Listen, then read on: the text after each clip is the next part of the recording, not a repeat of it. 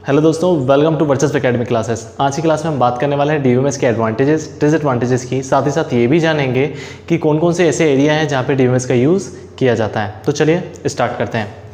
सबसे पहले हम बात करते हैं एडवांटेजेस में डीबीएमएस का सेंट्रलाइज सिस्टम, यानी हम कह रहे हैं एक ऐसा सिस्टम है डीबीएमएस जिसे हम सेंट्रलाइज कह रहे हैं बिकॉज एक बड़ी ऑर्गेनाइजेशन में अगर सिस्टम सेंट्रलाइज होता है तो उसके कई सारे बेनिफिट हो सकते हैं, जिनमें सबसे बड़ा बेनिफिट ये है कि एक ही जगह पे सिस्टम रखा हुआ है जहाँ डेटा स्टोर किया गया है, तो डिफरेंट टेक्निक्स की ज़रूरत नहीं है डेटा को एक्सेस करने की या स्टोर करने की। किसी एक टेक्निक का ही यूज़ किया जाता है। दैट्स वाई काफ़ी ज़्यादा की जो प्रोसेसिंग होती है वो कम हो जाती है। तो हम कह रहे हैं सेंट्रलाइज सिस्टम होने से डेटा की स्टोरिंग एक ही प्लेस पे है, तो यहाँ पे डेटा की टेक्निक्स सिंगल ही रहेगी।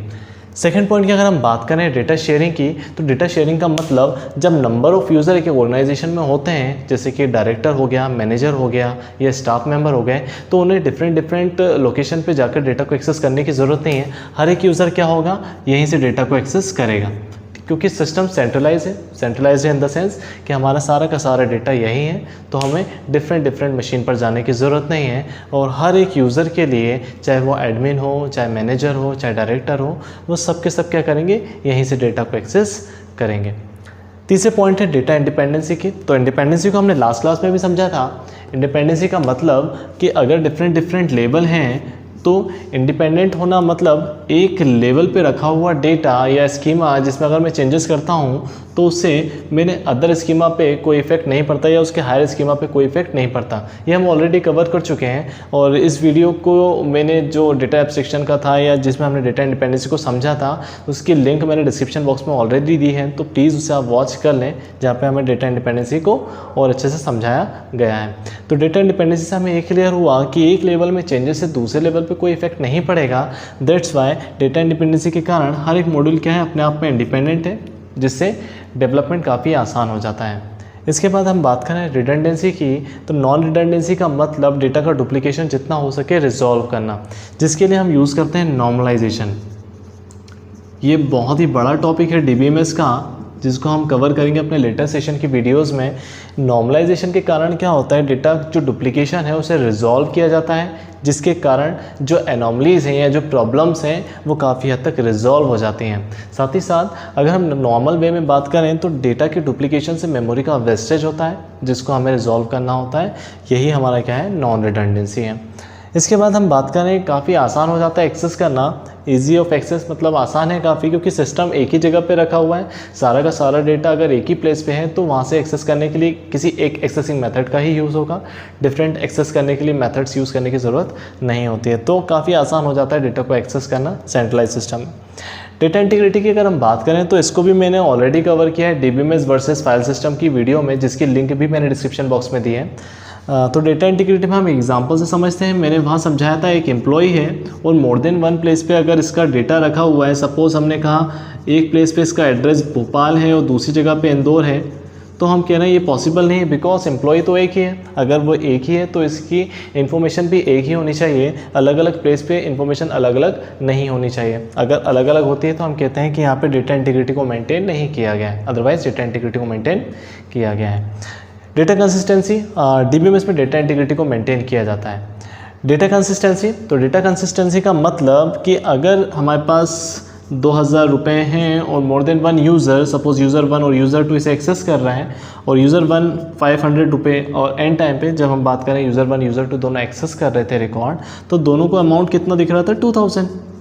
तो यूज़र 1 अगर 500 प्लस करता है और यूज़र 2 -500 करता है, तो यहाँ पे 2000 - 500 1500 प्लस 2500 -500, तो ये कितना हो गया, वापस से 2000। ये एक्चुअल में होना चाहिए, बट यूज़र 2 को तो क्या दिख रहा है, 2000, और 2000 के बाद -500 अगर अपडेट करते हैं तो वो क्या हो जाएगा, 1500, जो कि इनकंसिस्टेंसी को बिलोंग कर रहा है। यानी डेटा की कंसिस्टेंसी डिपेंड करती है नंबर ऑफ़ यूज़र जब डेटा पे एक्सेस कर रहे होते हैं, और जब डिफरेंट ऑपरेशंस परफॉर्म करने के बाद रिजल्ट एक्चुअल जो आना चाहिए वो नहीं आता है, तो उसे हम क्या बोलते हैं, डेटा इनकंसिस्टेंट है।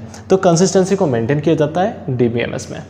इसके बाद एडमिनिस्ट्रेशन काफ़ी आसान होता है। सेंट्रलाइज सिस्टम में एक ही प्लेस पे एडमिन को कंट्रोल देना है। नंबर ऑफ़ यूज़र्स अगर डिफरेंट है तो हर एक को राइट प्रोवाइड करना है, इसलिए डीबीएमएस के लिए या एडमिन के लिए काफ़ी आसान हो जाता है डीबीएमएस में कि सेंट्रलाइज सिस्टम होने से आराम से वो सभी यूज़र को क्या दे सकता है, उनको राइट प्रोवाइड करा सकता है। इजी रिकवरी काफ़ी आसान है। अगर आपका डेटा लॉस्ट हो जाता है या डीबीएमएस लॉस्ट होता है तो उसके लिए परेशान होने की ज़रूरत नहीं है। अगर आपके पास बैकअप है तो रिकवरी इजीली हो जाता है।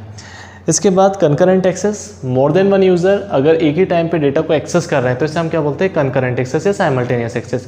इससे यूज़र के पास जो दूसरे यूज़र्स हैं उन्हें किसी एक यूज़र का वेट नहीं करना होता है कि उसकी प्रोसेसिंग चल रही है तो हमें वेट करना है, नहीं। कंकरेंट सिस्टम में हर एक यूज़र साइमल्टेनियसली एक ही साथ क्या कर सकता है, डेटा को एक्सेस कर सकता है, जिससे उन्हें वेट करने की ज़रूरत नहीं पड़ती है।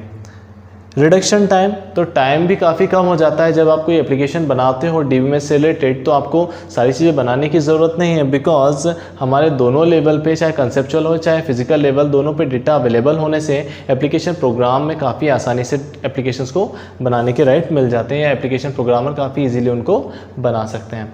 तो ये कुछ बेनिफिट्स हैं या एडवांटेजेस हैं जो डीबीएमएस के हैं। तो चलिए अब हम बात करते हैं डिसएडवांटेज की, क्योंकि हर एक टेक्नोलॉजी या प्रोडक्ट अगर एडवांटेज है तो उसके डिसएडवांटेजेस भी होते हैं। तो सबसे पहला कॉस्ट। ये कॉस्ट दो तरह से हम समझ सकते हैं। एक, या तो आप डीबीएमएस की बात कर लो तो डीबीएमएस को परचेस करना पड़ेगा आपको या सॉफ्टवेयर को परचेस करना पड़ेगा, और सॉफ्टवेयर को हार्डवेयर के अकॉर्डिंग रखना पड़ता है तो हार्डवेयर को भी कहीं ना कहीं आपको परचेस करना पड़ेगा।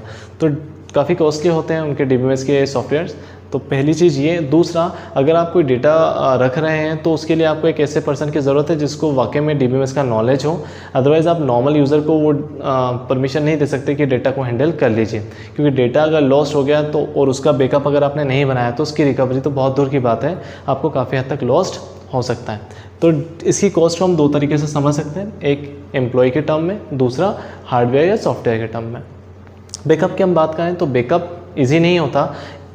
रिकवरी ज़रूर आसान है बट बैकअप आसान नहीं होता। बैकअप के पीछे जो मैकेनिज़्म है, जो क्वेरीज हैं, जो कमांड है, वो कॉम्प्लेक्स होती हैं। तो ये थोड़ा डिसएडवांटेज है हमारे डीबीएमएस का।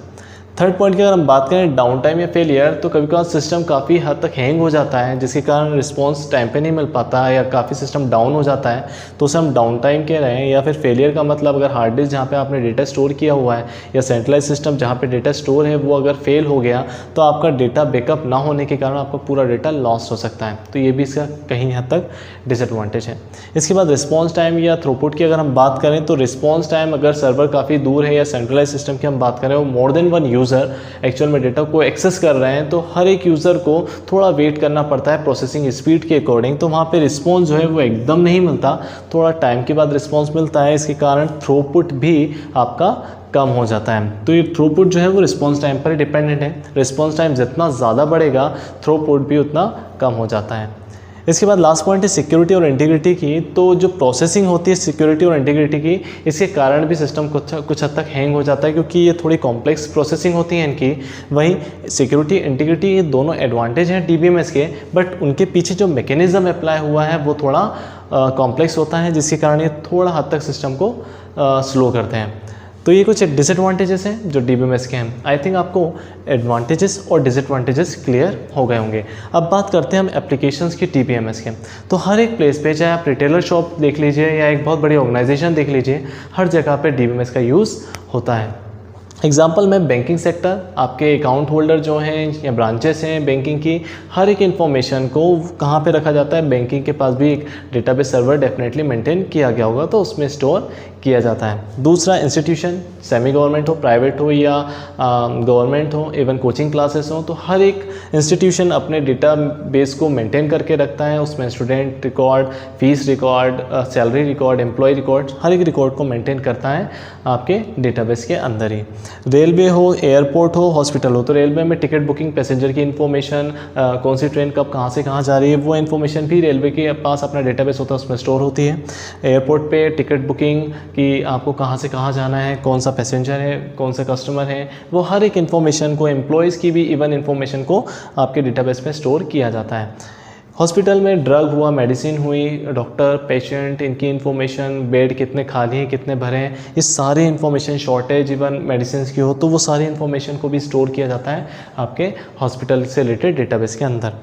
यहाँ एग्रीकल्चर की अगर हम बात करें तो एग्रीकल्चर में हम बात करते हैं ज़मीन से रिलेटेड, फसल से रिलेटेड। तो कितने फसल कितनी ज़मीन पे लगी है, कितने एकड़ की ज़मीन है, वो सारी इन्फॉर्मेशन जो है वो एग्रीकल्चर डेटाबेस के अंदर स्टोर होगी कि फार्मर कौन है, कौन से फार्मर किस सप्लायर को दे रहा है, कौन होलसेलर है, वो सारी की सारी चीज़ें जो हैं आपके एग्रीकल्चर के डेटाबेस के अंदर स्टोर की जाती हैं।